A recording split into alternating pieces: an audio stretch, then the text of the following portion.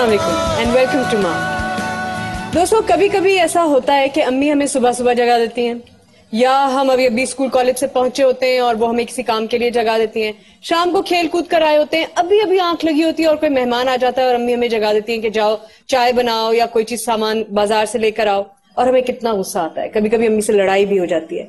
लेकिन क्या आपको पता है कि एट एन एवरेज 8 घंटे के हिसाब से एक आदमी साल में 2880 घंटे सोता है।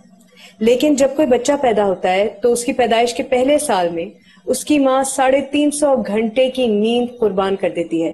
यानी ये वो 350 घंटे हैं जो वो अब कभी दोबारा नहीं सोएगी, और ये सिर्फ एक साल में, अगले साल भी और उसके अगले साल भी और उसके अगले साल भी। बल्कि यूं कहिए कि जब तक वो जिंदा रहती है हमारे लिए मुस्तकिल अपनी नींद कुर्बान करती ही रहती है। जब हम बड़े हो जाते हैं कामकाज के इंतजार करती है, जब तक या गए हैं दावत में गए हैं तो इत्मीनान कर लेने के बाद ही सोती है कि हम सब खैरियत से घर पहुंच गए हैं। या अगर कभी हम बीमार हो जाएं तो बार बार उठ कर हमें देखती है कि हमें किसी चीज की जरूरत तो नहीं है। अब अगर कभी अम्मी आपको सोते में से जगा दें तो ये याद रखिएगा कि ये नींद उनका कर्ज है आप पर। दोस्तों, आज सबसे पहले प्रोग्राम में हम आपकी मुलाकात करवाएंगे एक एक्सेप्शनल माँ से, माँ तुझे सलाम में। उसके बाद एक धुलाई चैलेंज, और सबसे आखिर में सितारे जिनके दम से हैं में आज आपकी मुलाकात करवा रहे हैं the very glamorous Zeba Bakhtiyar से। ये खत इस्लामाबाद से आया है और यासिर ने लिखा है, और वो लिखते हैं कि मैं एक अखबार के दफ्तर में मैनेजर हूँ और अपना करियर बना रहा हूँ। मैं जब 5वीं क्लास में था तो अब्बू का इंतकाल हो गया, लेकिन जवानी में बेवा होने के बावजूद भी अम्मी ने किसी का सहारा नहीं लिया। दिन रात मेहनत करके मुझे और मेरी बहन को पढ़ाया है। मेरी छोटी बहन की स्पेशल नीड्स हैं, उसकी भी बचपन से लेकर अब तक देखभाल कर रही हैं। अभी भी वो हम पर डिपेंड नहीं करती, अपनी जरूरियात खुद पूरी करती हैं। We are very proud of her. मेरी दरखास्त है कि आप मेरी अम्मी से मुलाकात करें। जरूर आइए आपकी मुलाकात करवाते हैं यासिर की अम्मी रिफत से।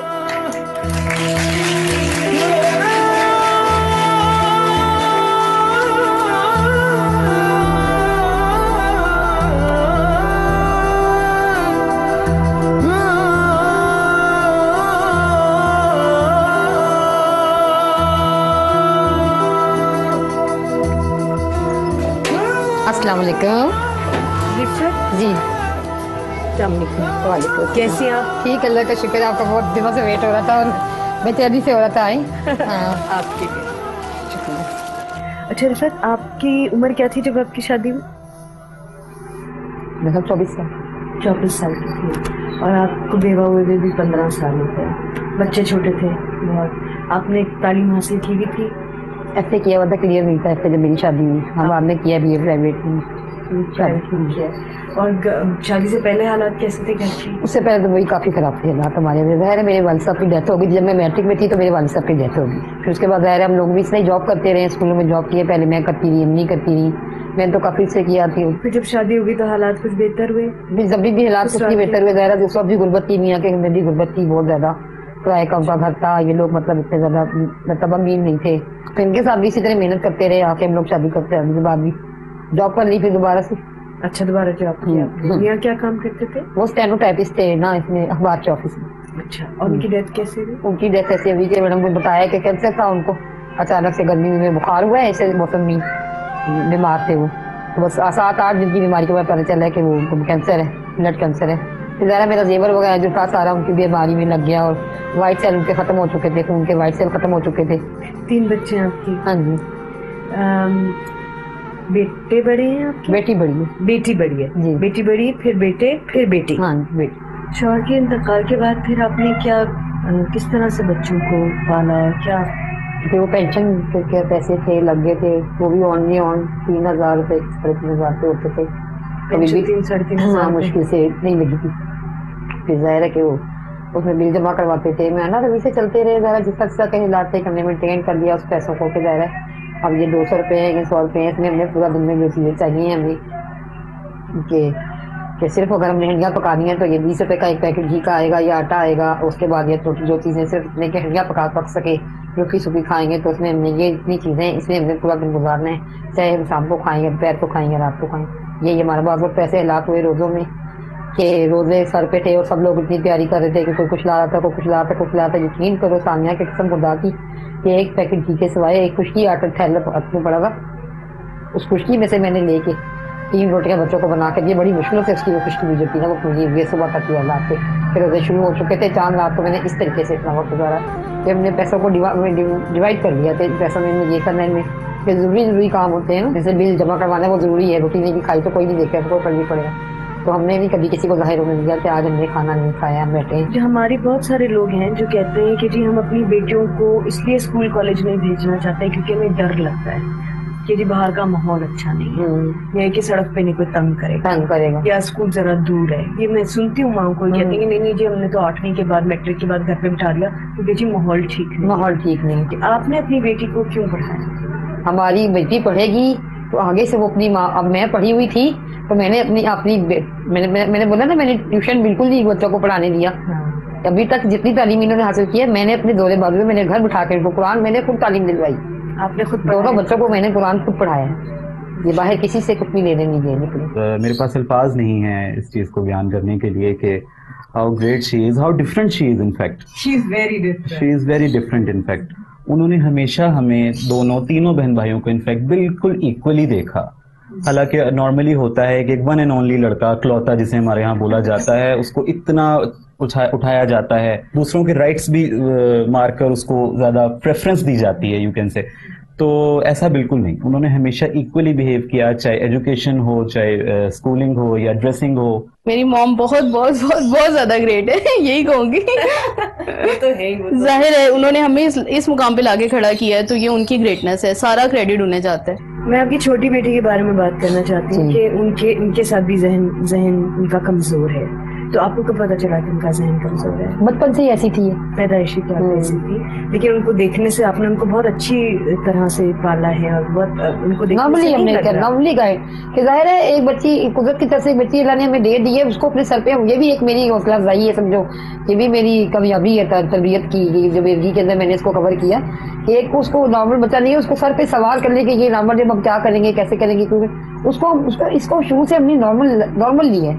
नॉर्मल बच्चे की तरह इसको गाइड करते हैं, नॉर्मल बुलाते हैं, पानी पिला दो, कुंडी खोल दो, दूध वाला है दूध ले दो, दूध उबाल दो, ये सारे काम करती है, सब काम करती हैं। आप कमरा ठीक करती है, सारी चीजों का इसको पता है, हर चीज का पूरी मुकम्मल तौर पर इसको गाइड किया, नॉर्मली गाइड करती है। लेकिन स्कूल नहीं जा सकती, लेकिन स्कूल नहीं जा सकती, उतना जहन काफी कोशिश की है कि ये स्कूल नहीं जा सकती। मैं बहुत हैरान होती हूँ जैसी औरतों को देख के, और बाज़ाहिर देखने वाला समझता है ये कम तालीम याफ्ता औरतें हैं, ये कैसे बात करती हैं, ऐसे लोगों ने समझा था इनका घर कैसा है, बेवकूफ है, बेवकूफ है या इनको कुछ पता नहीं होगा दुनिया का। लेकिन जब आपके बच्चे बाहर जाते हैं और वो इतने काम, गाड़ी में आया मेरा बेटा माशाल्लाह से, गाड़ी में आया। जब मैं आपके बच्चों को बगैर कहे इस ख्वाहिश ये जूते ख्वाहिशें अल्लाह ताला अल्लाह ताला ना हर सबर की आजमाइश होती है की, और मेहनत का फल हमेशा मिलता है। बहुत मेहनत की, बहुत ज्यादा मेहनत की, बहुत ज्यादा। अभी भी मैं बहुत फख्र है आप जैसी औरतों पे और आप जैसी माओ पे, और आपसे मिलकर मैं बहुत ज्यादा खुशी हुई। थैंक यू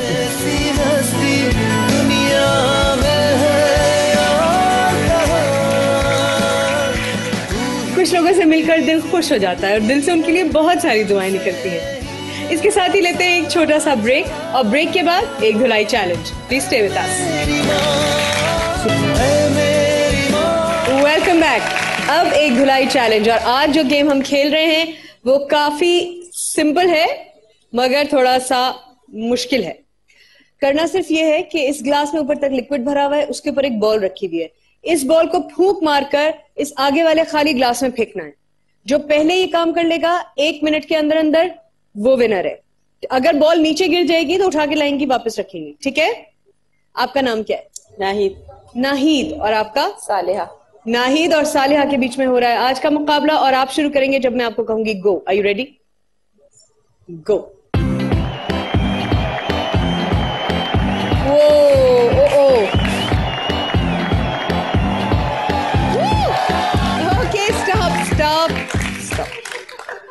ओके, चूंकि आपकी वो एक बॉल चली गई तो आज के प्रोग्राम की आप विनर हैं, और आपको मिलता है एरियल की तरफ से 1 साल के लिए फ्री एरियल इस्तेमाल करने के लिए। Thank you.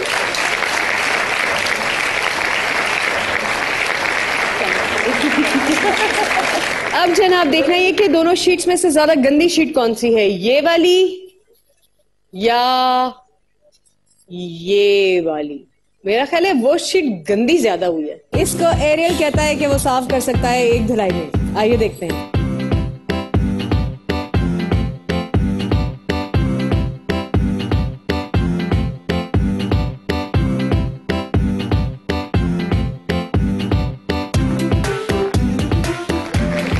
क्या कहते हैं, ठीक है एरियल का दावा?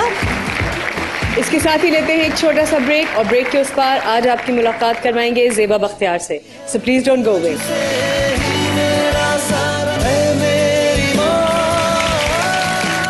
Welcome back. आज सितारे जिनके दम से हैं मैं, जिनसे मैं आपकी मुलाकात करवा रही हूँ, उनको देखते ही दिल में एक ठंडक सी पड़ जाती है, क्योंकि वो इतनी काम और इतनी ग्रेसफुल हैं। वो अदाकारा हैं, हिदायतकारा हैं, प्रोड्यूसर भी हैं, और पाकिस्तान से हिंदुस्तान जाने वाले पहले चंद एक फनकारों में उनका शुमार होता है। उन्होंने पाकिस्तान का नाम बहुत रोशन किया हिंदुस्तान में। आज भी लोग उनका नाम बहुत इज्जत, बहुत प्यार से लेते हैं। आज आपकी मुलाकात करवा रहे हैं ज़ेबा बख्तियार से।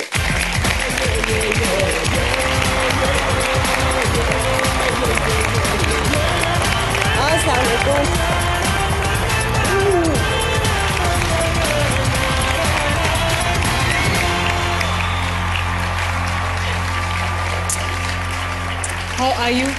Alhamdulillah, how are you? Good. It's always good to see you. Please.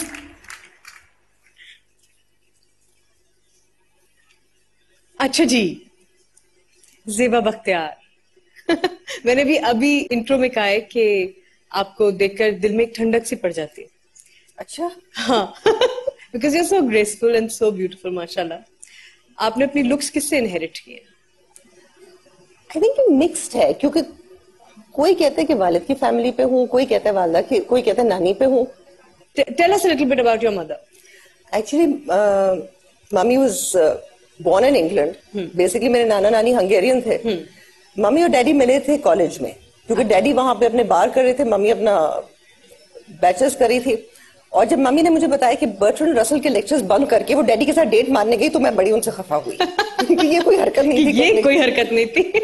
But anyway शादी करके वो आए इन 1949 में लंदन से क्वेटा आई बोट पे, डैडी के साथ शादी करके।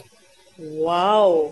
अम्मी ने जब इस्लाम कबूल किया तो फिर वो शायद बहुत कंजर्वेटिव हो गई थी खुद, मतलब कंजर्वेटिव भी हो गई थी, और जो मतलब बहुत लिटरल थी कि जो मतलब जो कुरान में लिखा हुआ है वही है, कुछ इधर उधर नहीं है। यहाँ तक कि मुझे याद है कि जब मैंने काम शुरू किया था तो कोई फोन आता, मैं कहती मम्मी प्लीज से कि मैं नहीं हूँ, नहीं मैं अपनी आखिरत तुम इसके लिए नहीं खराब करी हो, जाओ बाहर खड़ी हो जाओ। फिर मम्मी कहती है शी इज गॉन आउट। इतना लिटरल थी, टोटली लिटरल। अच्छा अम्मी, जब आप बड़ी हो रही थी और ऑब्वियसली आपने टेलीविजन के लिए काम करना ऑप्ट किया, और इट वाज उस वक्त आपकी फैमिली में से किसी खातून का आकर टेलीविजन पे काम करना बहुत बड़ी बात थी, तो उस वक्त अम्मी ने क्या कहा आपसे? उस वक्त तो ये हुआ कि मैंने भी मतलब थोड़ा डर, मतलब पहला प्ले जब किया है, एक्चुअली वांटेड टू गो, मैं लिखना चाहती थी। और सबसे पहली चीज जो मुझे पीटीवी में कहा गया कि तुम्हारी तो मांग रेज है, तुम तो नहीं, उर्दू तुम्हें आती नहीं है, कॉन्वेंट की पढ़ी भी हो। सबसे पहले तो ये कह के वो मार दिया। फिर उन्होंने कहा कि अच्छा चलो ठीक है एक्टिंग कर लो। अच्छा अब वो एक प्ले कर लिया, मैंने कहा चलो तुक्के में कर लेती हूँ, क्योंकि उस वक्त इकबाल अंसारी साहब ने मुझे स्क्रिप्ट के अंदर खूब इंटरफियर करने दिया था। When that became a hit, और फिर इंडिया से जब ऑफर आई तो मैंने कहा कौन सा फिल्म में काम करने, जाके 3 दिन इंडिया घूम के आते। तो मैंने मम्मी को उस चक्कर में मना लिया। अब हम चले गए वहां पे। स्क्रीन टेस्ट के दौरान काफी वो हुआ, क्योंकि एक जगह जब पहले दिन फोटोग्राफी हो रही थी तो ऋषि कपूर मेरे साथ खड़े हुए थे, मम्मी सामने बैठी हुई थी। तो स्टिल फोटोग्राफर ने कहा कि जरा हीरो के कंधे पे सर रखें। तो जब मैंने सर यूं पीछे किया तो मैं सामने मम्मी पे नजर पड़ी, मम्मी ने यूं किया तो मैं आगे आई। फिर उन्होंने कहा सर पीछे करे, फिर मैं पीछे गया, पीछे मेरे ऋषि कपूर खड़ा हुआ है। तो 5 मिनट तक मैं आगे पीछे झूल रही थी।